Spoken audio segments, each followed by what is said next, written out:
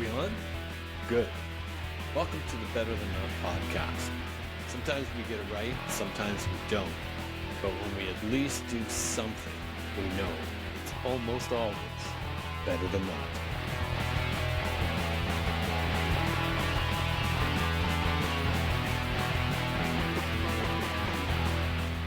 Hi there, and welcome to Better Than Not, the podcast that aims to capture shifting perspectives and thought-provoking ideas in conversation while asking the question, is anything what it seems? Based on my series, A Changing Frame of Reference, which you can read on the Substack app, and I hope you will, as it might give you some insight into what the podcast is also about, what the podcast is all about. I'd also hope you'll subscribe to my YouTube channel, Better Than Not, so I can continue to bring you great guests like I have today. I'm your host, Doug Gardam, and today it's a pleasure and a privilege to introduce Tony Keller to Better Than Not. Tony, how are you? I'm great, Doug. Thanks for having me.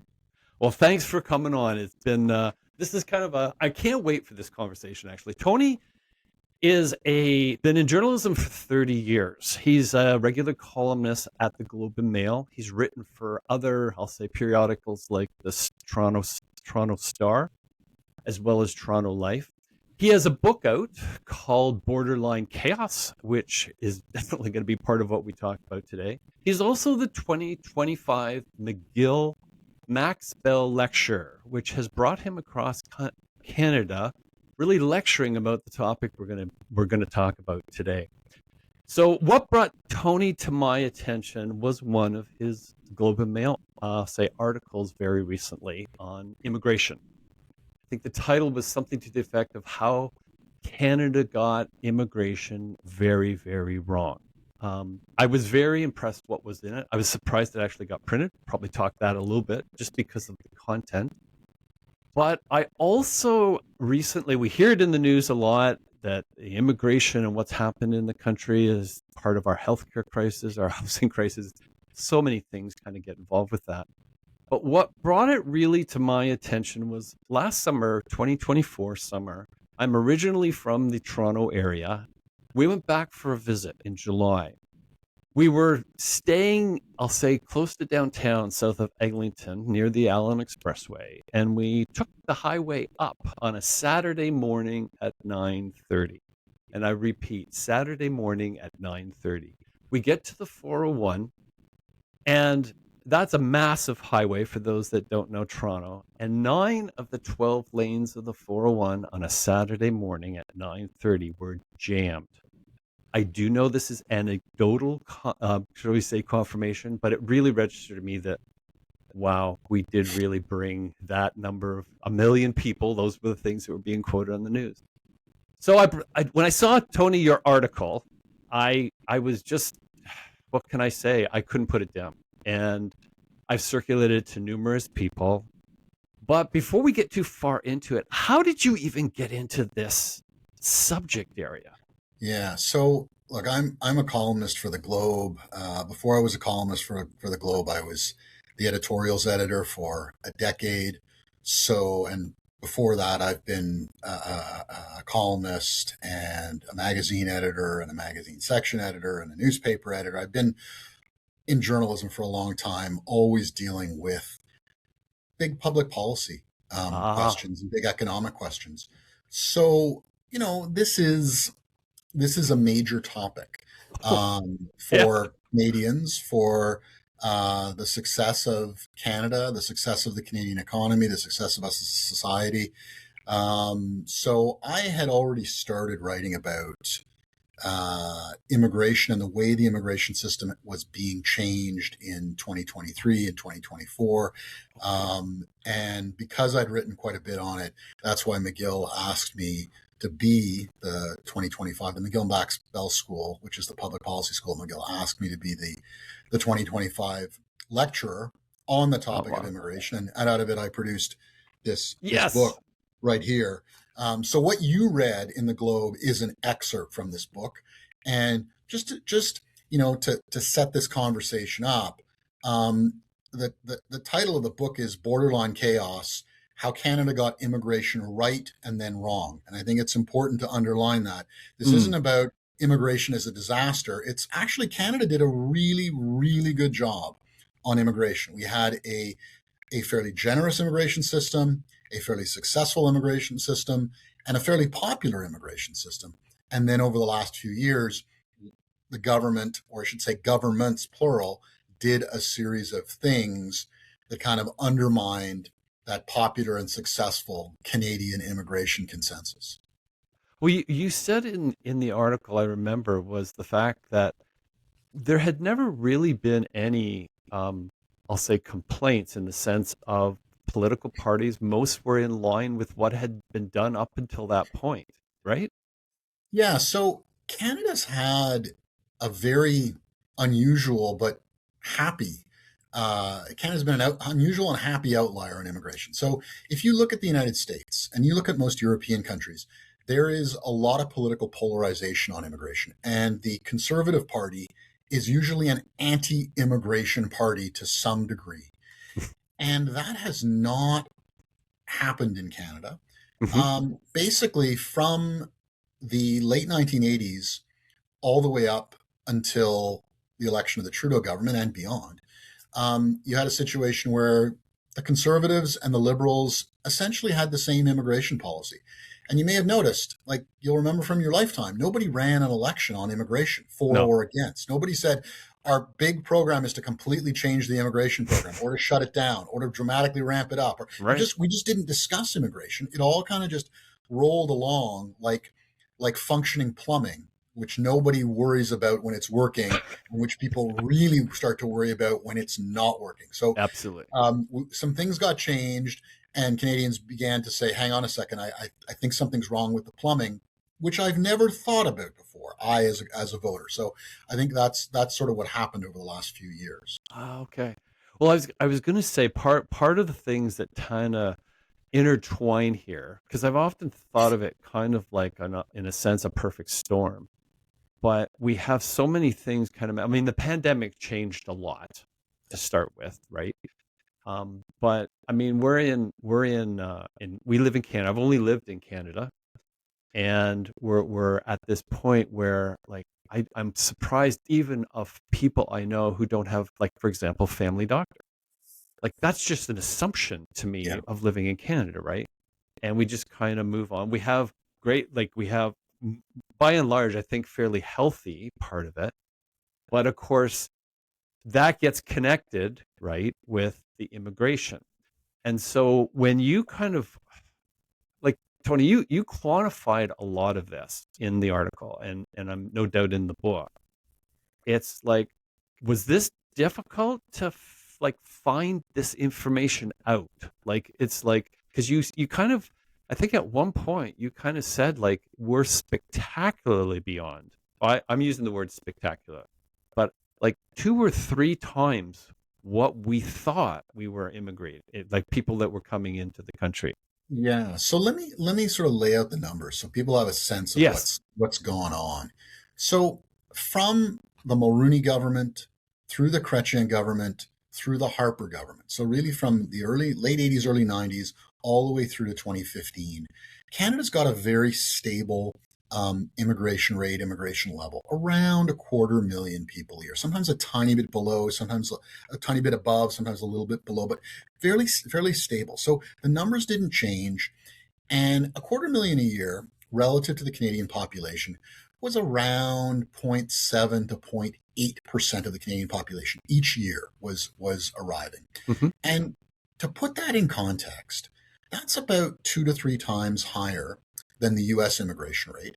And it's higher than the immigration rate in most European countries. And yet, it wasn't controversial. Canadians were not up in arms. Nobody was upset. Nobody was running against. No Hmm. parties were running against it on their platform. When the Trudeau Liberals come in, they signal they want to be they want to be more progressive on immigration. They want to raise immigration. They're a bit unclear on how they're going to do it or how they're going to change things, but they insinuate that the Conservatives under Stephen Harper are a little bit anti-immigration, which they weren't in terms of numbers. They were no different than the Chrétien government. Hmm.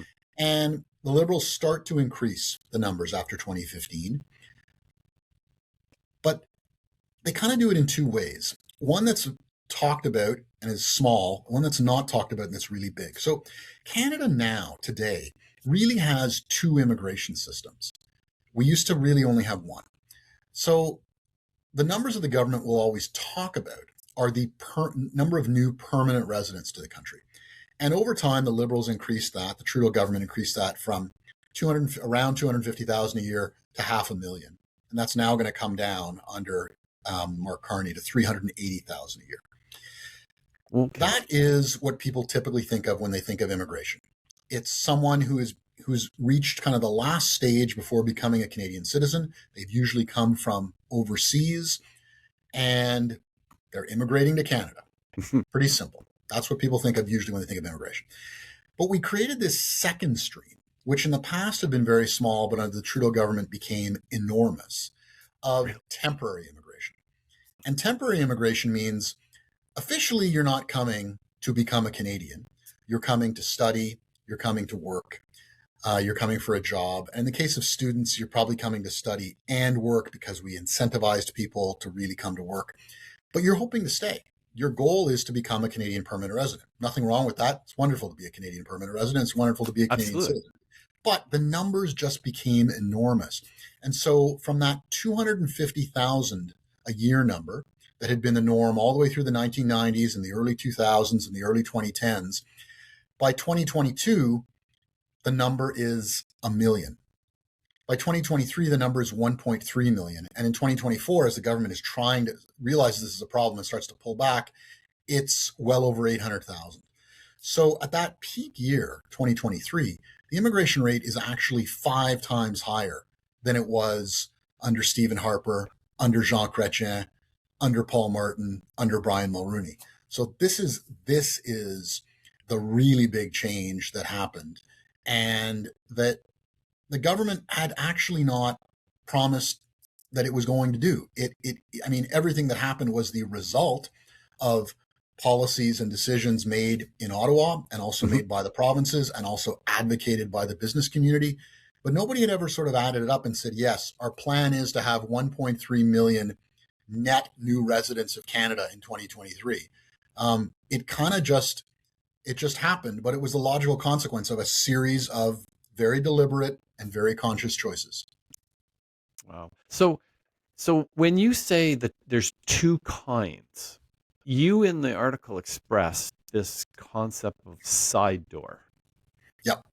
So is that the second one? Is that what you're saying? Yeah. Yeah. So temporary immigration, I call it a side door to Canada because until very recently, the numbers were unlimited.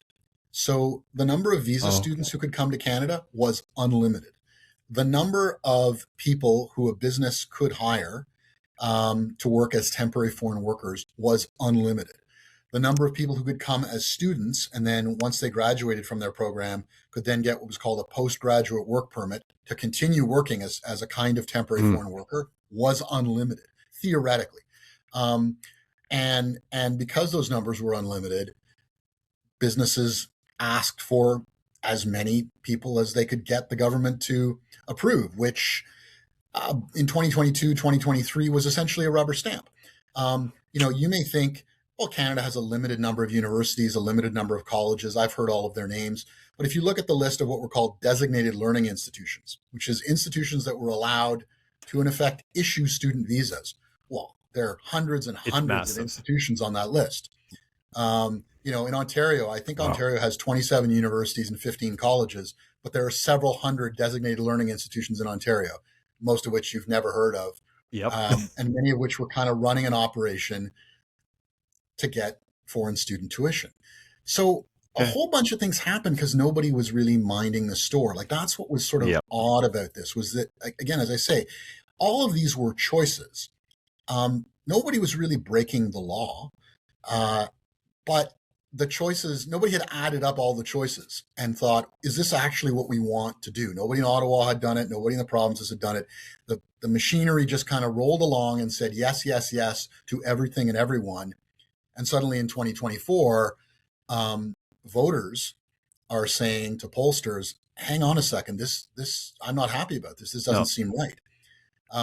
And then the Trudeau government starts to try to reverse course as it begins to realize what it has done.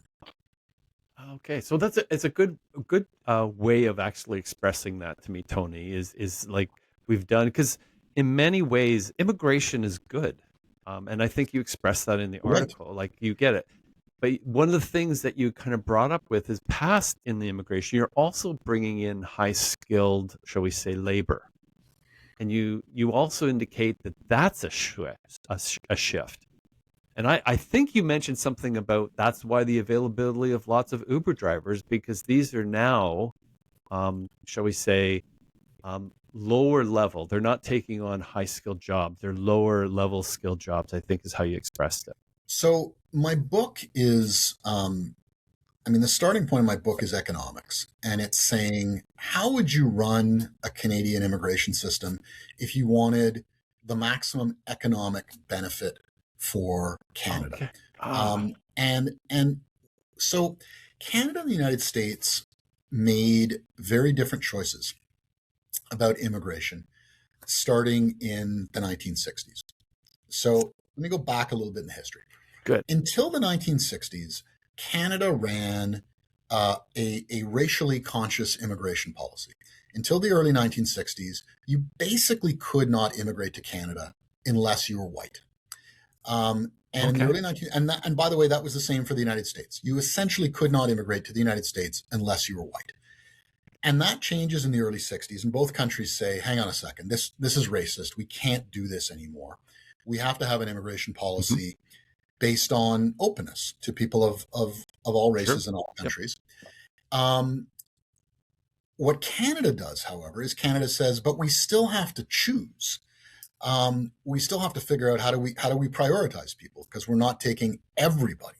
Hmm. So the Canadian system starts to lean on the idea of, well, let's behave like a selective university. Let's take the people with the highest scores. If we only have Hmm. so many places in the class, let's take the people with the highest scores and Sure. admit them. And so Canada tended to focus on that.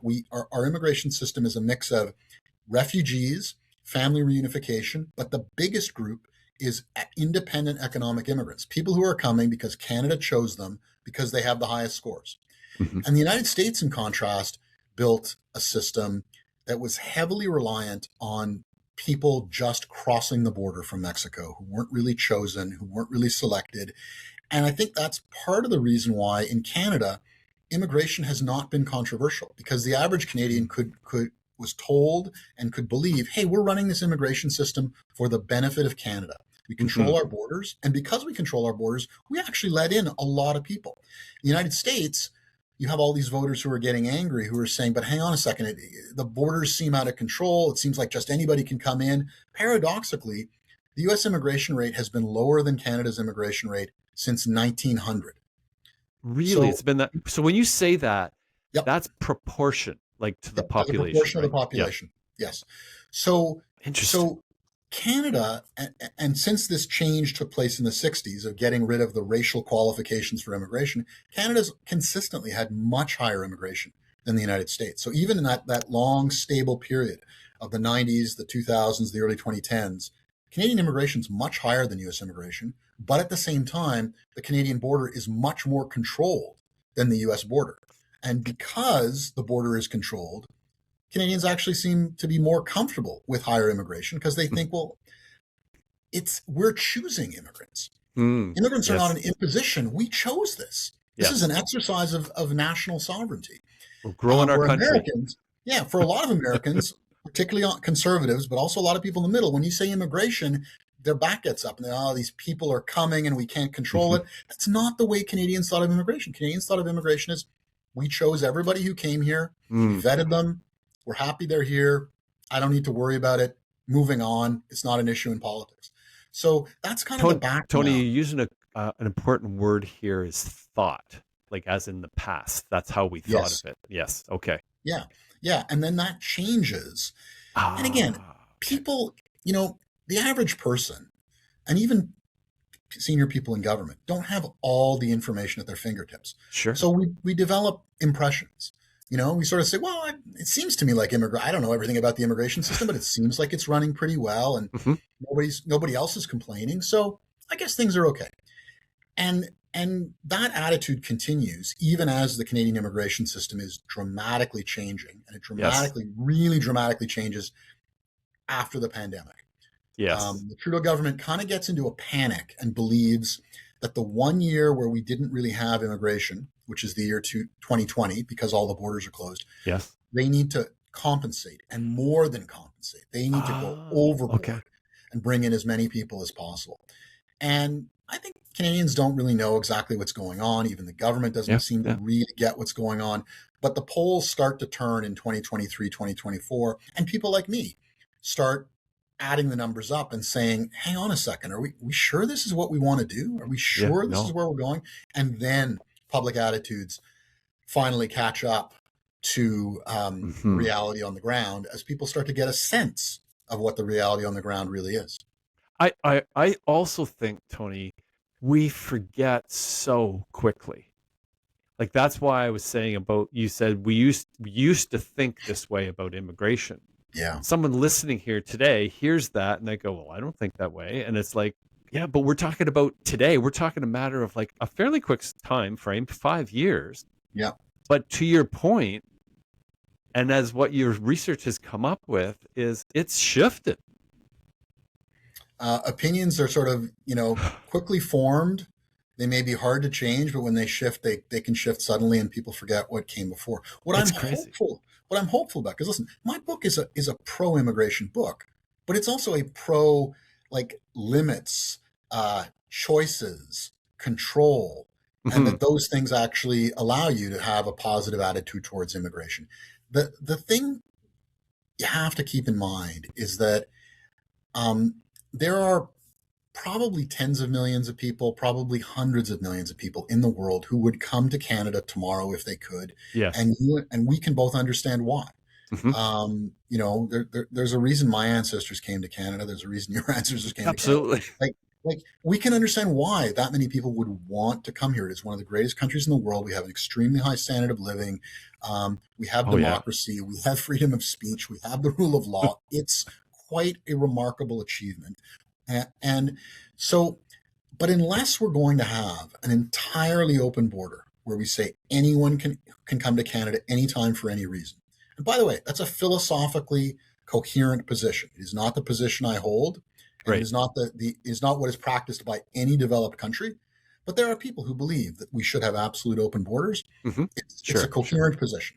But unless you believe in absolute open borders, you have to choose. You have to have some system for choosing who's going to Hmm. come and who's not going to come. You could do first come, first served. You could say, well, we'll take 5 million people, but not six. You could say we'll take 100,000 people, but not 200,000 people. Whatever it is, you can say we'll take Hmm. the most educated. You can say we'll only take refugees. And different countries make different choices about this. And my book is trying to explore what would be the best choices for Canada that would benefit Canadians, benefit the Canadian economy, and be popular and not cause political polarization and the left and the right going to the extremes. Well, I think what we see from it, like you make up a great point. I mean, Canada's became great because of immigration, right? I mean, like that's kind of how I think it's developed through the years to be what we get to live in today. But also to your point, the idea that people like I mentioned healthcare already, right? It's like there's not too many. Well, I was going to say more and more. I'm hearing some better experiences recently, but there are some real horror stories. And we, of course, we have all the other things from housing. We have the energy. People are talking about that as being as a result of the immigration shift that we had over the last couple of years. Do you see that? You just mentioned with Carney reducing that to like 380, I think you said. Do you see that will shift as far as how it will be looked upon as the country goes forward? So one of the sort of the problems that arose in the immigration system between 2021 and the present was the system, as I said, it got tilted to temporary residents, Hmm. not permanent residents, though temporary residents who want to become permanent residents. So this gigantic side door. And that gigantic side door was very heavily focused on low wage, Hmm. low skill, low education people.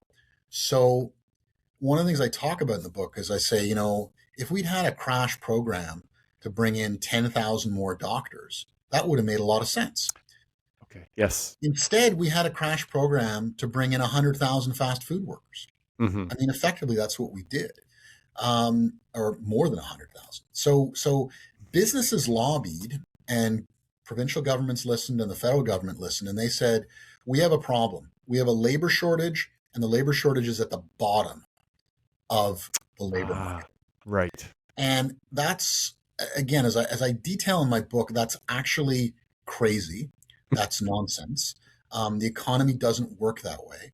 But businesses lobbied the government to say, if I have to pay more than $16 an hour at the fast food restaurant Yeah. in Edmonton, that means there's a labor shortage. That means we have to bring in temporary foreign workers from overseas, or we have to use students. And students really became a much bigger temporary foreign worker program than the traditional temporary foreign worker program. And governments sort of accepted that argument that there is a labor shortage of fast food workers, warehouse workers, store clerks, Uber drivers, and it's a mistake. And so it actually puts downward pressure on wages for the least well-paid Canadians. I'd prefer to run an immigration system that puts downward pressure on wages for the best-paid Canadians. Mm. So that's why I say, to use the analogy, I'm really okay with 10,000 more doctors coming to Canada. I see no logic whatsoever in bringing in people to fill jobs at the bottom of the Yes. labor Yes. pool. We actually want wages to go up down there. And you, with citing that information, Tony, that does kind of give us to me more of a sense of why our healthcare is now overwrought, because of course that also probably has more support for that it required for that area as well, right? You. So yeah, so look, there are a number of challenges in Canadian healthcare and how public healthcare is managed and maybe could be managed better.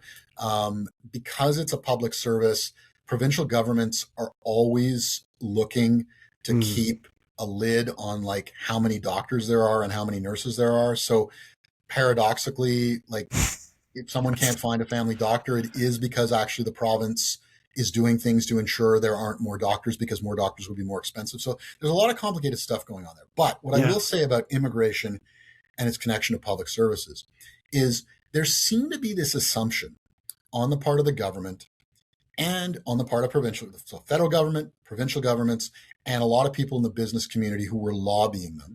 And it include groups like the Century Initiative that people may have heard of. There seemed to be this belief that there was sort of only one side of the ledger, that if you brought in more labor, that would be wonderful for the economy. And there wasn't a lot of thinking about, yeah, but if you bring in hundreds of thousands and millions more people, you need those people. Yes, they Yes. will. Many of them will work and many of them will pay taxes, but they'll also consume public services. Like there are two sides to this equation. So at the very least, if you're going to have a really big run up in immigration, you have to plan for it. You can't just assume that it will Hmm. sort of take care of itself. Hmm. Canada had really, really large population growth, particularly between 2021 and 2024. The thing that I detail in my book and in that article that you read is that the United States had the biggest immigration surge in its history between 2022 and 2024, the biggest immigration surge in American history. And Canada's immigration surge in the same period was 3 times as Yes. large Uh, relative to the population. uh, So yeah. again, Wow. we took in 3.1 million net new immigrants in the space of 3 years. And again, even if you wanted to do that, you'd have to plan for it. You'd have to Yeah. say, well, hang on a second, we need way more of everything. We need more Yep. doctors. We need more Yep. dentists. We're going to have to build a lot more public transit. Every government department is probably going to have to get bigger, and on schools, Yes. et cetera, et cetera, et cetera. You need to plan for all these stuff, and kind of nothing was planned for. We looked at all the positives, and we didn't think about. Hang on a second, there are a whole series of trade-offs that go Yeah. along with this. That's kind of a gigantic miss when you think about it, right? Yes, Like, because it's not, you're not going up when you say that. You said triple. Like, that's 300%. That's not like a 25% growth, right? yeah, That is like almost staggering numbers. So, with that information, we should really understand what we've lived through and are yeah, still living through. Like it's how our world responded to that kind of decision, right? Like, it's and the completely positive makes thing, sense. yeah, and the positive thing I'll say about this is in a number of other countries, if you follow the news now in the United Kingdom, if you look at Hmm. what's going on in a number of European countries, there are strong anti-immigrant movements. Canada has a movement that is actually shared by both the Liberal Party and the Conservative Party to reduce immigration levels. Right. But I don't really hear a lot of mainstream rhetoric against immigrants. I hear Yes. I hear a rational and reasonable discussion about bringing down immigration levels to a more manageable level, but it's not about saying those people ruined my Yes. country. Right. There isn't Right. a focus on immigrants are terrible people and we need to get rid of them. It's hang on a second, let's of course we're going to have immigration, but let's try to run this more intelligently, more reasonably, and get a better outcome. So I'm hopeful that Canada can have a better economic outcome and a better political outcome than some of these other countries are having, and that our discussion can be sane and reasonable and positive, and not try to sort of stigmatize entire Right. groups of people or entire races of people. No, I think that's, I mean, just the word discussion, like wanting to have that discussion, Yeah, to open that discussion up. Because as you said, like, if we're already gone back down to 380,000 as a number that we're looking at, that certainly shifts it. And it gives us time to make some adjustments to the services, to all that's going on. But what you've yeah, explained to me, it's kind of explains what we've gone through. Like, it does truly kind of really fit together. So, Tony, as you kind of go through this, the other thing that kind of comes in this little area, and that's where I talk about even affecting, shall we say, employment and people, because you talk about low and high income. Do you address at all how artificial intelligence sees this and what's that putting in the mix? That's where it's like part of this perfect storm. yeah. No, I mean, is not something. The word artificial intelligence does not appear in my book at all. I will say sort of two things on that. One, we unfortunately in this issue had a lack of basic human intelligence in Yes. terms of how the federal government and the provincial governments ran this, and how various sort of lobbyists in the business community lobbied them. On artificial intelligence, though, to say something serious, um, you know, every technological advancement um, Mm. since the dawn of the modern age has created creative destruction. It has destroyed jobs and industries and Hmm. companies, but it's also created a whole bunch of other jobs and industries and companies. So I'm hopeful Yeah. that though artificial intelligence may considerably disrupt the economy and may considerably change the jobs of Hmm. um, people who work in fields that can be artificial intelligence-ized, and that may Yes. include some people at the high end, like lawyers and accountants. Right. Um, but I'm confident that at the end of that, you get a whole bunch of other jobs that are created Hmm. doing other things, and so you don't. We've never had a situation where a technological change causes mass unemployment, which is what I think a lot of people are worried about. Absolutely. Um, Yeah. so I'll give you the example of farming.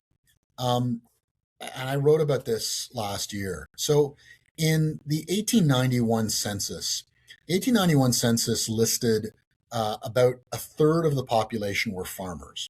And that was actually an undercount because it didn't include any women.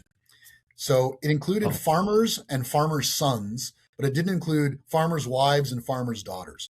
The true Canadian workforce that worked on the farm was probably about 50% of the Canadian workforce, maybe more, in okay. 1891. Yep. It's now around 1%. Does that mean all those people are unemployed? No, they No. do other things. There are all these other jobs and industries and sectors that were created. And so farming became more and more and more efficient. You went from a situation where you needed, a massive amount of labor to farm a quarter section in Western Canada to now a quarter section is like it's not even a farm, a quarter section, 160 acres. Now farms in Western Canada are Are thousands of oh, acres and gigantic. can be farmed by like 3 people basically. Yeah. With millions of dollars of equipment. So these economic changes Mhm. create they destroy, quote unquote, destroy jobs, but they destroy jobs by making the sector and the workers way more efficient. Mhm. And then there's all this extra productivity and spending power which gets spent in other places. So I'm hopeful. I can't guarantee this, because the past doesn't guarantee the future. No. But based on what's happened in the past, Yeah. I am hopeful that artificial intelligence, if it creates productivity gains, those productivity gains will result in other jobs, other industries, other sectors, and it'll all be a gain, not just a pure loss. It's strange that like I had this feeling because you didn't mention it in the article either, but it seems to be kind of connected with everything we have in our world today. And I'm very hopeful. So like I find it I find it very useful. I do think it's going to shift a lot of different things. But when you talk about the immigration and all the things that have come out of that, and that's why I think it was great how you explained that. Like we didn't plan for the services to grow. We didn't Yeah. plan for food. We didn't plan for like and we literally brought in 3 times what we'd previously done, right? Like Oh, we brought in five five times. times, five times. It's Three triple times as the much as the Americans, yes. 5 times as much as we had done in the past. So it's kind of interesting because it's like your article was the first that I read that kind of said like what I'm seeing is what Tony's writing about here. It's Yeah. not what I've kind of listened to.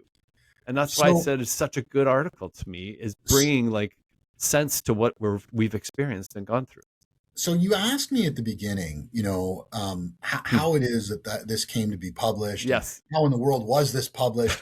And look, so I'll say a few things on that. First of all, as a columnist for the Globe and Mail, I really do have the freedom to write about whatever I want. And nobody's ever told me, you can't say that, don't do that, don't. I Which haven't is ever had that problem. Tony, that is so good to hear. Yeah. That is so good to hear because this is coming from one person who writes for the Globe, Yeah. right? So again, if you read what I write, that's actually what I think. That said, I will tell you that as I started to see this immigration system transforming, or started to think something's not right here. It's hard to get your head around everything that's going on. Oh, There's a lot of data. The data's hard to find. It's hard to put together. It's not presented in ways that are conducive to understanding what's going on. It can be delayed. You don't find out what happened this year until the next year. So but even so, in 2021 and 2022, I really started to think there's something not right here. mm, I'll write about it next week. I'll write about it next week. I'll write about it next week. And I kept putting it off. And I will tell you, I kept putting it off because I was afraid.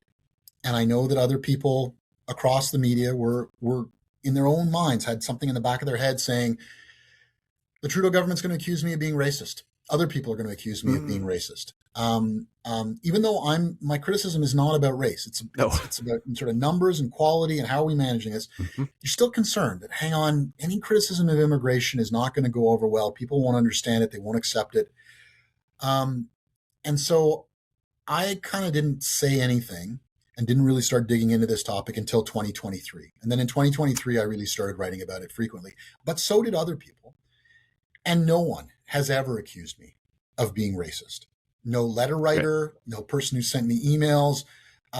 Nobody's come to any of my events. Nobody. There are people who disagree with me, but it's been a rational conversation. It has not been, you're not allowed to say that, that is forbidden. Um, and again, I think I'm saying perfectly reasonable things about let's manage the system better. Let's run a Hmm. positive Hmm. pro-immigration system to bring in people of all races and all ethnicities, choosing, the best people, the people who are most likely to be economically productive future Canadian citizens. And let's have some sensible management of that in terms of quality and in terms of the numbers, which is all of what we had Yes, like a decade ago. for sure. No, it's one of those things that's so interesting in retrospect too, because we have this pandemic that lands on us that's unprecedented, right, in modern times, and so there were going to be things that go on that, and it's easy for us to go to, we like to slide down the negative side, like it's in it, somebody's in it for something else, and it's like there were a lot of things going on. Like many Yeah. people were really concerned just for their own survival. Forget like all the other things that are going on with life. And so when you explain it the way you did, I think, and now that the whole reversal that's taken place, I think you start to understand like what we experienced. There was a reason why it happened, and you clearly say it was a mistake, but it looks like we've learned from that mistake, Tony. Like, I'm hopeful. I mean, so yes, the government of the day has learned some things from that mistake. It wants to unwind some of what happened. It does not want to repeat what happened. But there's an overhang. Every drunken bender has an overhang, and or a hangover. It's got fallout in the yes, days no in the doubt. following Yes, days, yes. and so right now there are officially by official Stats Can estimates there are 3 million temporary residents in Canada. That's people who have made a refugee Yes. claim and are waiting for an answer. That's visa students. That's temporary foreign workers. That's former visa student holders who are now postgraduate work permit holders, et cetera, et cetera. That number hasn't really come down in the last year and a half. It's basically unchanged. So At 3 even though the million. government's trying to wind things back, um, once you're in the country, Yeah. it's very, very, very hard to get you out if your goal is to actually remain in Canada and become a permanent resident. Sure. So a certain number of those 3 million people are transitioning each year to being permanent residents, but that's sort of, 200,000, let's say. Right. Um, Right. 3 million stock, 200,000 flowing out. And in addition, we're bringing in each year more temporary foreign workers, smaller numbers than in the past, but still new temporary foreign workers, new visa students, much smaller numbers than a few years ago, but still new visa students. So there's a flow of people out to become permanent residents, but it's pretty Hmm. small. There's a flow of people in. It's actually not that small, though smaller than in the past. And there's this stock of 3 million. So it's going to take a long time to clear this backlog. And we have to think, seriously. The government has to think very seriously about how to make sure that we don't end up with an American problem. Hmm. And the Hmm. American problem is illegal immigration. It is Yeah. people who are not legally supposed to be in the country, but who never leave. And we opened the door Do to that. that. And we have to make sure that that doesn't happen. And there are a number of ways to do that, but it's something worth thinking about because one of my principles is be pro-immigration, but make sure that your immigration is always legal and orderly because you want your society to be legal and orderly. Right. Right. Like one goes with the other, so to speak. When you say 3 million, what would that number have been pre-pandemic, as an example?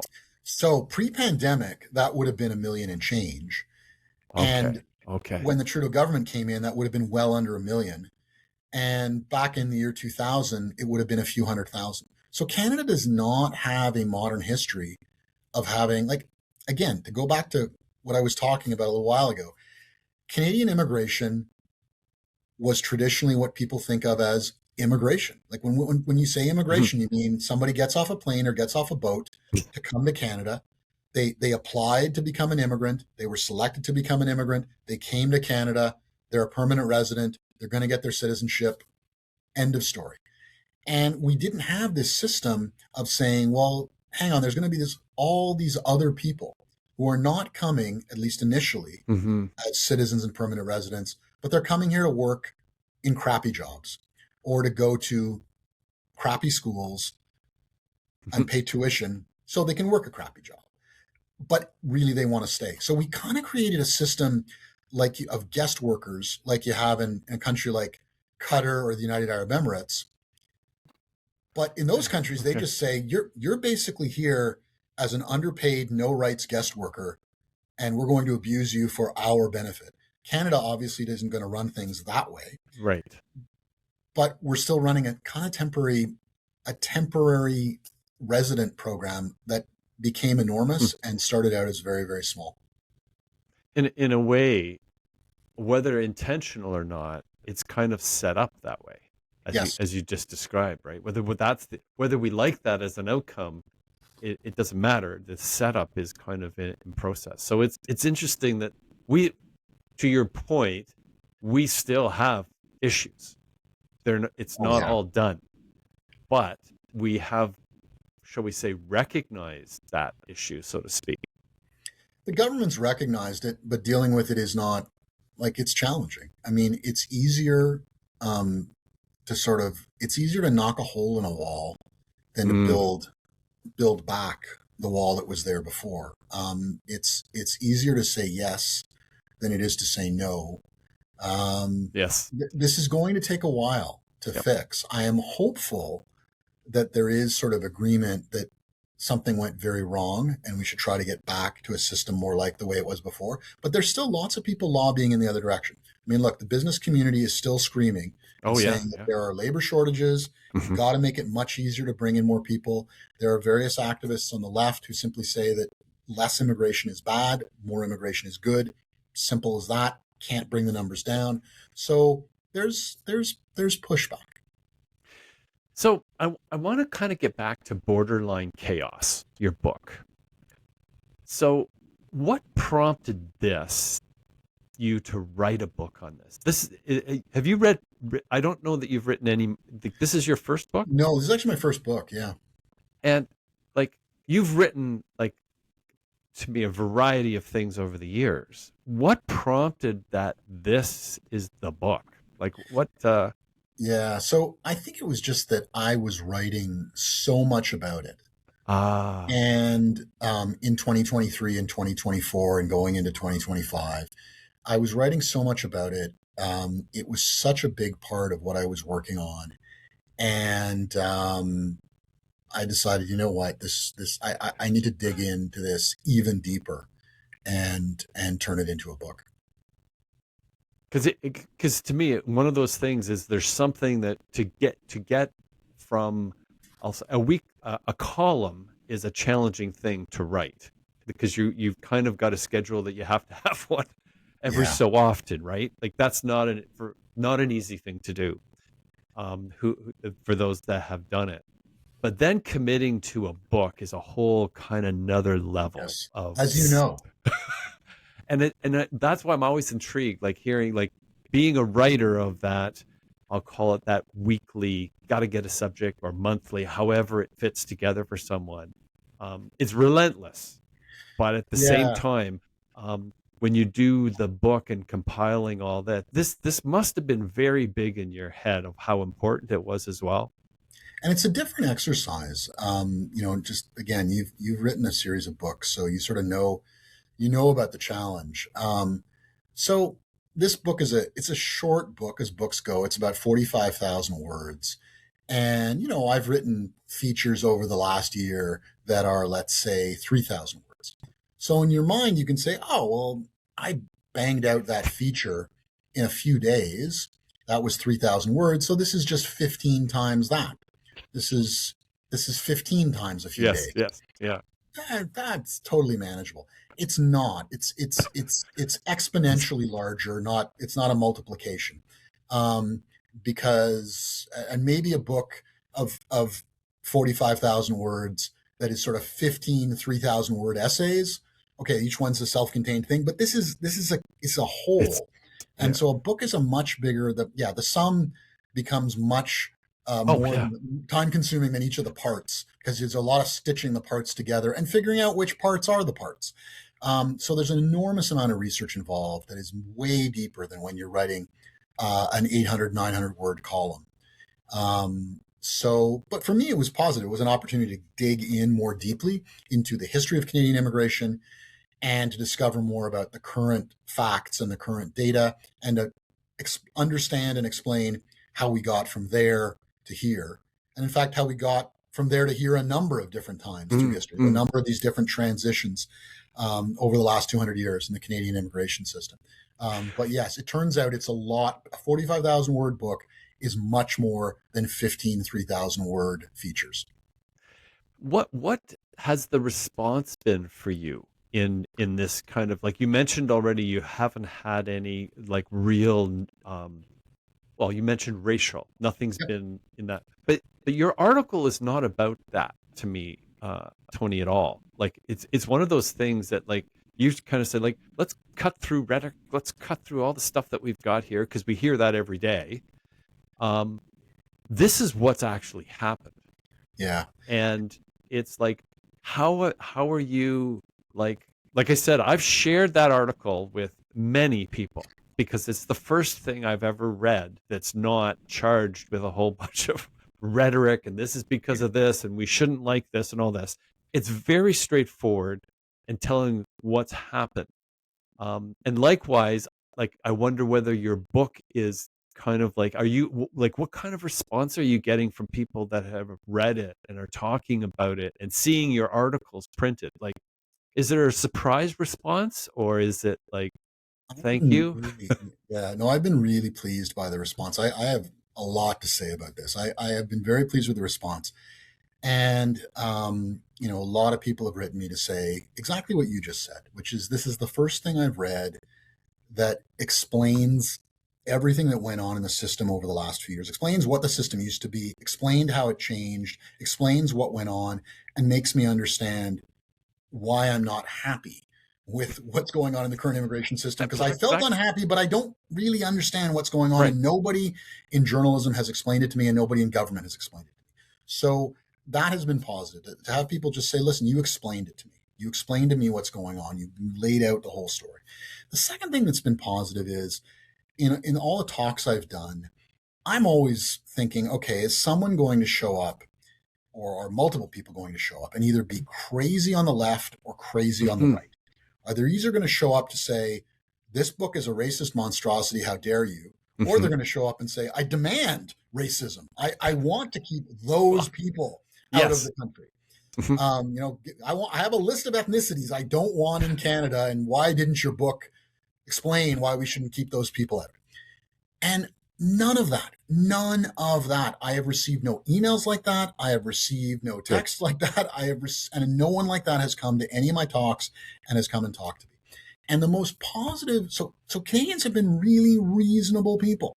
The most positive conversation I had was in Calgary a couple of months ago. Again, I tried to talk to everybody in the audience, and there was this one woman I was talking to, and she came up to me and she said, "Look, I read your excerpt in the Globe. This is why I'm here." That excerpt, exactly as you said, that excerpt laid it out for me, and I was so impressed by it, and it made me understand exactly what had gone wrong in the immigration system. And after talking to her for a couple of minutes, you can make judgments about people based on sort of how they're dressed and various things about them. And I said to her, "You're an NDP voter, aren't you?" And she said, "Yes, in Alberta, of course I'm an NDP voter." And I said, "Well, how come you think you're allowed to like my book? Like, if you're on the left, why don't you think you're not even allowed to read my book?" And she said, "That's never even occurred to me. I just want Canada to have a successful immigration system that's good for immigrants and good for Canadians and good for the economy." And you sort of laid out why that isn't the case right now, but how it could be the case in the future, and how it was the case in the past. And why wouldn't I like your book? I thought, great, that's perfect. That shows me most people are somewhere in the reasonable, sensible middle, and they're not going to be easily inflamed by the extreme left and the extreme right. And I saw lots of examples of that. It's interesting when you say that, Tony, because I often think that there's this almost narrative media wise that promotes what you just said about the extremes. But if you get down to boots on the ground, Yep. we're not that way.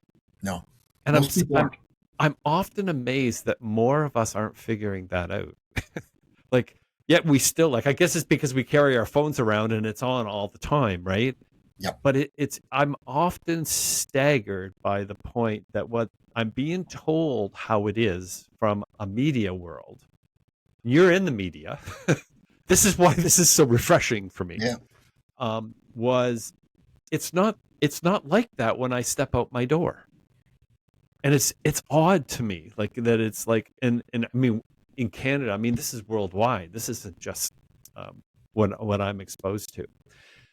So a couple of other things I'm thinking was, has anyone from the government reached out to you in like immigration or parts of that to say like we're reading what you're hearing, you've got a lot of good ideas, a lot of things that are going on. Would you be willing to come and talk to us? Like, It's have you had interesting. any of that? It's interesting you say that. So obviously, I've talked to people both in government and who were in government Hmm. on this, both prior to writing the book, while writing the book, and subsequent to writing the book. But I have not had a direct conversation with, for example, the Prime Minister or the current Minister of Immigration or senior people in those departments, or for that matter, the people in Ontario, the government of Ontario, or other Right. provincial governments. I don't think that's odd. Hmm. It's interesting, that you bring this up, because I actually did have some people, senior people outside government, who said to me, "Why aren't you briefing? You should be briefing the Prime Minister's office." And I said, "Well, journalists don't usually brief the Prime Minister's office. Journalists ask questions of the Prime Minister's Right. office, and they suggest things to the Prime Minister's office, as I often do in my columns. Hey, Government of Canada, why aren't you doing this?" But you don't usually cooperate with them in quite that way of like, "Hey, Right. let me come in and give you policy advice. You want policy advice? Read my book. You want policy advice? Read my columns." Like, it's all there. I don't need to sort of go and give them advice. And I more want to understand Hmm. what they're thinking and doing, as opposed to, um, going and showing them PowerPoint slides in a room. Though I can do that. But it's No, an interesting suggestion, and I wouldn't say no if anybody asked me to. well, I will say, yeah, the I will say, reason why, just to end that sorry. question. Just no, let me just add one more thing. Yes. I did have a long conversation about a week ago with someone who was quite senior in the PMO, the Prime Minister's office, as the Trudeau government changed its immigration policy in 2024. And he said my book basically gets it right. So my book is not an examination of exactly what went on inside the Prime Minister's office. It's an Mhm. examination of the policy. It's an examination of the consequences. But he thinks the sense that nobody in government was really adding things up and putting it all together and understanding what was happening. He thinks that is entirely correct, and that it suddenly dawned on them in 2024. Oh my God, look at what we did. And by the way, what we did is really not popular, because Hmm. they were, let's face it, the Trudeau government was very political. Hmm. So they might have been interested in policy failures. They were really interested in policy failures that ended up having negative political consequences for them. And this was having very negative political consequences. Well, the reason why I brought it up, Tony, is because I find that anyone that spends, and I'm assuming you spend a lot of time here, because just reading the article is not like a 5 minute quick read. There's a lot of information in that, and it's very, to me, it's well put together from the sense of like the amount, the numbers that you've quantified, but also giving some of the ideas, like you said, around bringing low cost workers as part of the immigration policy, or even the side door, how you describe that. It's just it gives you that kind of information. I'm assuming the book kind of just, I'll say, blows that up even further into more depth. And when someone's taken that and brought it together in a way for immigration, it would be great to see someone that's in the place of being able to make decisions around immigration, taking some of that in. Like it's just as a way of being able to better understand for the future what we could actually do for the country, right? I think Yeah, that's there's a real sense of that. The other question I had for you is, as people in Canada, what can an individual do?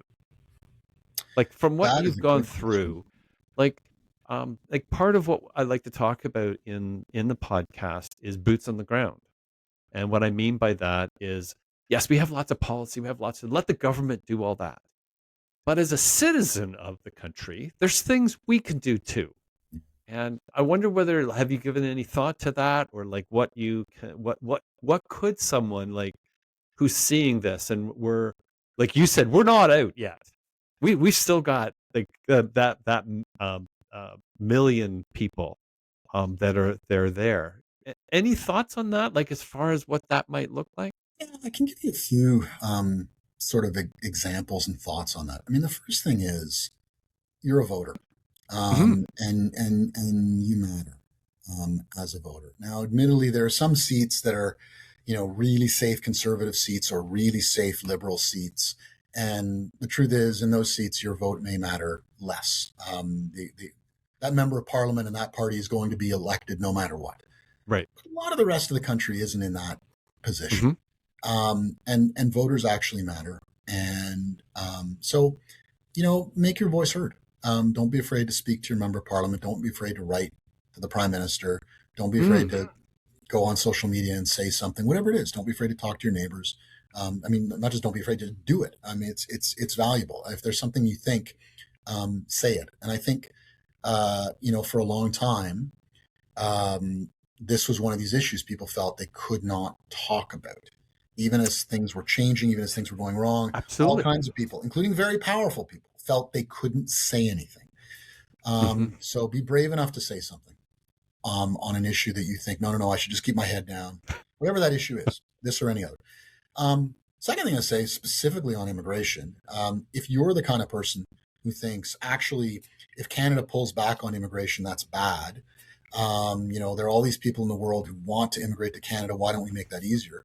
Well, one of Canada's interesting stories is the private refugee sponsorship program. Now, currently, that's kind of been scaled way back because the immigration numbers got so big, but it'll come back. And what that allows, and it's a uniquely Canadian thing, is Canadians can sponsor refugees from overseas to come to Canada. Oh, And that okay. started with the Vietnamese boat people in the late 1970s, and it was a really huge success. And in the late 1970s, it was church groups and others, mostly, that's kind of what it started with, said, we want to help. There are basically Oh, millions of wow. refugees in Southeast Asia. We want to help some of them come to Canada. And this shouldn't just all be on the government to organize it and finance it. The government's going to Hmm. control the numbers, but assisting people once they Hmm. come to Canada, assisting them to come to Canada, assisting them once they get to Canada, giving them a place to land, giving them financial and moral assistance, giving Hmm. them backing, helping to set them up. Um, you know, there are lots of people who've done that, who've devoted some time and some effort to assisting refugees to become successful Canadian citizens. So, there are things on all sides of the equation that you can do as an individual. So is that's something that you could even find out through your MP, I'm going to guess. Yep. Like as far as that type of thing. If you Google it, you can find out about it. Oh yeah, I was going to say it's like the first thing you got to remember is to Google. Yeah, yeah, It's amazing how powerful that tool is. yeah. The other thing I was going to kind of mention, like, is this something that you're going to carry the flag for now around immigration, like whether you like it or not, or like Yeah. I'm thinking you've written like columns, so you this isn't the only thing you read. You talk about earlier on about policy and how you even got connected with the McGill Max Bell lecture. Um, do you have other like kind of things that you're really seriously looking at tackling that are like there's Yeah, so look, many, I'm sure, but absolutely. Look, I write, my column is sort of all over the map on various things, various different issues. I write pretty heavily on economics and public policy. I have written a number of columns on immigration since the book came out. But most of what I have written since the book came out back in October, most of what I've written has not been Mhm. about immigration. I mean, for example, I've written a series of columns in the last couple of weeks on Mark Carney's big pivot on the oil and gas industry, which I'm Ah, strongly in favor of. And so I've written about how I think Mark Carney is essentially a progressive conservative liberal prime minister, which I think is where most Canadians are at. yeah. I think most Canadians are somewhere in the middle on some of these issues. They don't want environmental radicalism, but they also don't want the environment to be ignored. They Mhm. Mhm. understand the benefits of the oil and gas industry. They understand there are also some costs that have to be dealt with, but we don't want to, throw the baby out with the bathwater. So, and I think immigration is another example of that, where I think most Canadians are in the sensible middle. I think that is the place to be. I think there is political opportunity in that sensible middle. And I'm Yeah. hoping that Canada can remain one of the societies where the sensible middle is electorally valid. In some other Yes. countries, you can't get elected by being in the middle. You now have to run to the extremes. You got to be crazy left or crazy right. And I don't want Canada to end up in that position because the truth is in most issues is in some messy middle. Yeah. No, I love how you say that because I think you've hit the nail on the head. I think the last 15 years has that kind of like it seems to just like a big wave gone around the world. Yeah. And it kind of like I was saying about like the idea that what we're hearing in the media often is very different from what I'm experiencing on boots on the ground. And what you just kind of said is that extreme part is not where I do agree with you. Most people are. They're just not. Maybe that's why they feel disconnected often. And that would make you, that's right. And that would make you more cynical. Like you just sort Ah, of you throw up your hands and say, well, politics just doesn't work. Democracy just doesn't work because it's these idiots over here or these idiots over there. And you just become cynical and think government doesn't work. And immigration is one of those issues where like government absolutely. has to be minding the store, thinking things through carefully, managing things carefully. And if you don't believe that government's being careful, thoughtful, prudent, if Hmm. government isn't way smarter than you in managing this, you'll become completely cynical, not just about immigration, but about government as a whole. Yeah. And you'll become maybe a crazy right winger, or you'll become a crazy left winger. Yeah. No. But you won't sort of say, well, listen, hey, Canada's actually pretty well run. It's pretty successful. Government mostly knows what it's doing. So government actually has to be highly competent or else Mhm. people will lose confidence in it. Like that is the challenge. Like I think a lot of the radicalism is a function of people with justified reason Mhm. losing confidence in the ability of government to successfully manage this very complex society and economy. And yeah, I think that's a big part of the drive. Well, in essence, I think your article did a lot for bringing that forward with the idea of immigration. I think that it very, very, very much helped to balance kind of like what I'm experiencing, but what I'm being told are not the same thing. Yeah. And yours has really balanced that. And I'm going to assume that Borderline Chaos, your book, has done a very similar thing. Tony, I've taken a lot of your time today. This has just been fascinating for me because I like could go on and on. But before we wrap up, is there anything that we haven't talked about that you think you would like to kind of like comment or say as far as kind of closing words to today's discussion around immigration, or out even Yeah. outside of that subject area? Yeah. So look, I hope people will read my book because Put it up again. let me put it up again. Here's my book. Yes, Here's my book. check it out. It's a great time for Christmas to get that book. Available at fine bookstores everywhere. And even though I probably shouldn't say this, your local library may also have it, so you can get it on the cheap. I'm Um, sure. so the reason I just suggest that people read the book is because we've been talking a lot in this conversation about the present, but a lot of my book is about the past. A lot of my book is Mm, about the history, the various stages of Canadian immigration's history and how we got here. How Canada is, though people don't know it, a country built partly on immigration, but a country that for much of its history actually had more emigration than immigration. And people would be stunned to realize that. But Canada used to lose more people than it gained. From Confederation Really?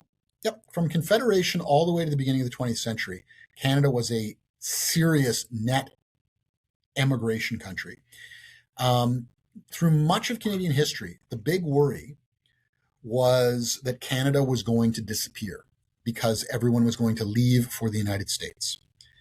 And I think part of the drive to have this big Canada idea of more and more and more immigration over the last few years was a return of previous big Canada ideas. But those previous big Canada ideas throughout Canadian history were a reaction to the fear that Canada was shrinking, that Canada was so small in population next to the United States and getting smaller. That hasn't really been true since early in the 20th century, but for the first, before Confederation all the way up to 1900, Canada was shrinking. The number of births in Canada, so Canada's natural rate of population increase was more than 100%, meaning immigration was negative and all the rest was births and deaths. This has been a big change in recent history, and it really changes like after the Second World War. But if you cast your mind back to earlier Canadian history, Canadians were obsessed with the idea that we needed more immigrants to counterbalance all the people who were leaving. Wow, does that not give you a sense of context? Oh my goodness. Like, oh, like, so you're saying like that's less than 100 years ago. Yeah. Canada was it wasn't a shrinking country because so many babies were being born. Right. The population was still growing.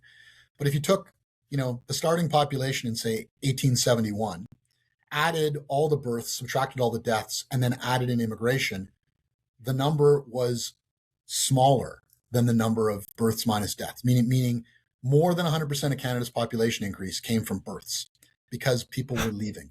Hundreds and hundreds of thousands of people left Canada between 1861 and 1900. And that trend continued, though immigration was a little bit higher in the early 20th century. And again, I love wowing people with these statistics. Until 1980, there were more Canadian-born people living in the United States than people born in Mexico. Throughout American history, there have been more Canadian-born people in the United States than people from Mexico. The giant Hispanic population in the United States is a very recent development. And of course, the population of Canadian Americans keeps shrinking because those who immigrated die off, and there aren't really that many Canadians emigrating to the United States, and there haven't been for a couple of generations.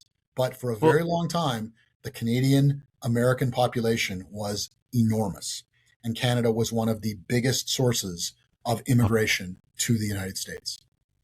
And what's so interesting with that, Tony, is you hear of more and more people selling homes that Canadians they own in the States because of the last year, like coming and not which is the completely opposite.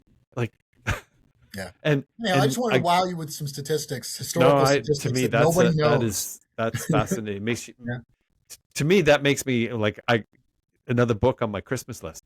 There you go. That's very, very cool.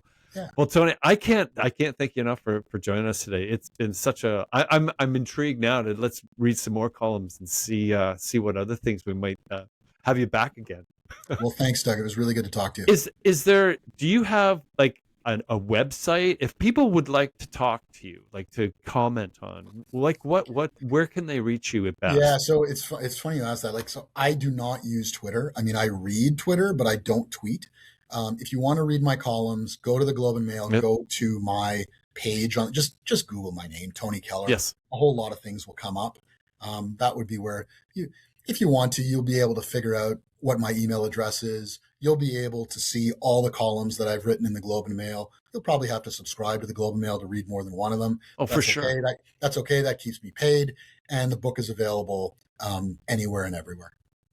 No, because we'll put that up in the description for the podcast episode too. So, well, Tony, I was going to say I'm going to we'll land this thing, so to speak. Thank you very much for your time today. It's been it's always a surprise. I was really looking forward to this conversation and you've really put like a real nice picture of Canada and our policies. I think it brought it back to like there is hope. We figure things out. We are this country that we should be proud of and continue to be proud of. So thanks very much. I hope you enjoyed this podcast episode with Tony Keller, a columnist at the Globe and Mail. Check it out. Go to the Globe and Mail and check out his new book, Borderline Chaos. Again, it's Christmas time. Why not get a Christmas present and take a look at it? Thanks again for joining us. Thank you, Tony. Bye for now. Take care. Bye-bye.